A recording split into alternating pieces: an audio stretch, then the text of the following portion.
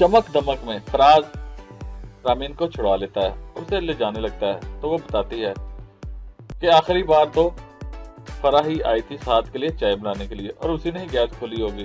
तो फराज कहता है मेरी माँ बहन पे इल्जाम न लगाओ। उधर रामीन को ख्याल आता है जब वो हुमायूं के साथ होती है और खबर चल रही होती है कि किसी ने अपनी बहू को जला दिया। उधर फराज रामीन से कहता है कि जब भी तुम बैठती हो रोने लग जाती हो, मुझे अपने पास रुमाल रखना चाहिए। उधर फराह है कि वो खाला को आड़े हाथों लेती है और उसे खरी खरी सुना देती है कि खाला तो सच्ची बात करती है कि सुंबल का सारा सामान तो जला ही नहीं, तुम लोगों की ऐश हो गई। ये बात फराह को भाई नहीं और इसने खाला को खरी खरी सुनाई और खाला कहती है कि तुम जाओ, जब अम्मा आएगी तब आना, क्योंकि ये तो ड्रामेबाज है। जैसे ही वो जाती है तो दादी उसे समझाने लगती है, लेकिन फराह किसी की नहीं सुनती।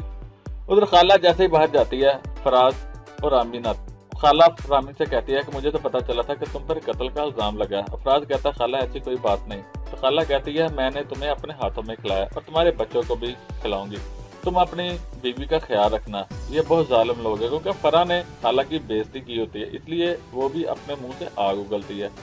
जैसे ही रामीन जाती है तो फराह भी खरी खरी सुना देती है आ गई अपनी देवरानी की कातल, और फराह वहां से उठ के चली जाती है और रामीन दादी के करिए लगती है। रामीन तो बेगुनाह है, ये सारा किया दरा तो फराह का होता है, इसी ने ही गैस खुली छोड़ी होती है और साद ने सर्किट शॉर्ट किया होता है। उधर हुमायूं को फोन आता है और उसे अपने पास बुलाता है उसकी बहन का शोहर, और वो कहता है कि मैं अभी थाने से आया हूँ और मैं अम्मा को भी नहीं भेज सकता, जब मैं फारूक होऊंगा तो आऊंगा, अभी इंक्वायरी चल रही है। उधर राबिया साद के पास आती है क्योंकि ये तो इसके साथ अफसोस कर रही होती है और दुख उसका बांट रही होती है, लेकिन साद है कि वो उल्टा चोट कोतवाल को डांटे। जैसे ही राबिया नीचे आती है तो साद की माँ भी राबिया को आड़े हाथों लेती है, उससे कहती है कि तुम साद से दूर ही रहो, तुम उसके ऊपर डोरे डाल रही हो। ये बात सुनकर राबिया बहुत गुस्से में होती है और दादी को कहती है कि मैं तो जा रही हूँ, आपने जाना है तो चलो। लेकिन दादी कहती सुबह तुम्हारे अम्मा अब्बा आएंगे तो उसके साथ चले जाना, लेकिन राबिया कहती मैं अभी जा रही हूँ, क्योंकि ये तो सच्ची है। और दादी कहती है ये तो इन माँ बेटियों का कमाल, इन्होंने कुछ कहा होगा। जैसे ही राबिया जाने लगती है तो फराह सामने मिलती है और फराह कहती है अच्छा हुआ जान छूटी।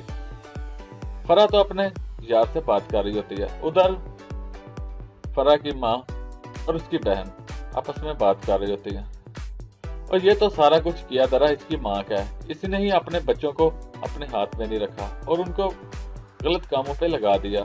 जैसे ही रामीन आती है खाने का पूछती है तो ये माँ बेटी रामीन को खरी खरी सुनाती है, लेकिन फराह रामीन भी इस बार सुना देती है और वहां से चली जाती है, क्योंकि इससे तो माँ बेटियों ने चली होती है चाल और उसे फंसाया होता है रामीन को। इधर साद और उसकी बहन अपने मुंह से ही आग उगलने लग जाती हैं और अपने एक दूसरे पर इल्जाम लगाने लग जाती हैं। ये बात जब उसकी माँ को पता चलती है कि ये इन दोनों का कारनामा था, जब सुंबल जली है, इन्होंने ही गैस छोड़ी और उसने सर्किट शॉर्ट किया, तो कहती है साद तुम जितने हो सके तुम उन कागजों को अपने नाम करवा दो और बेच डालो, वरना हुमायूं को पता चला तो वो ले लेगा। इसी में उधर रामीन वो सारे घर के कागज ढूंढती है और उसे मिल जाते हैं। उधर साद अपनी बहन से झगड़ा करता है तो उसकी बहन कहती है तुम तो लालची आदमी हो, तुमने नहीं अपनी बीवी को मारा है। यह बात सुनकर फराज चौंक जाता है, तो फराज को तो पता ही नहीं था, वो तो यही समझता था कि ये एक्सीडेंट हुआ, लेकिन उसे अब हकीकत का पता चलेगा। उधर रामीन वो कागज हुमायूं को देने लगती है तो फराह देख लेती है। अब देखना है क्या होगा। सारी अपडेट जानने के लिए सब्सक्राइब कीजिए हमारा चैनल।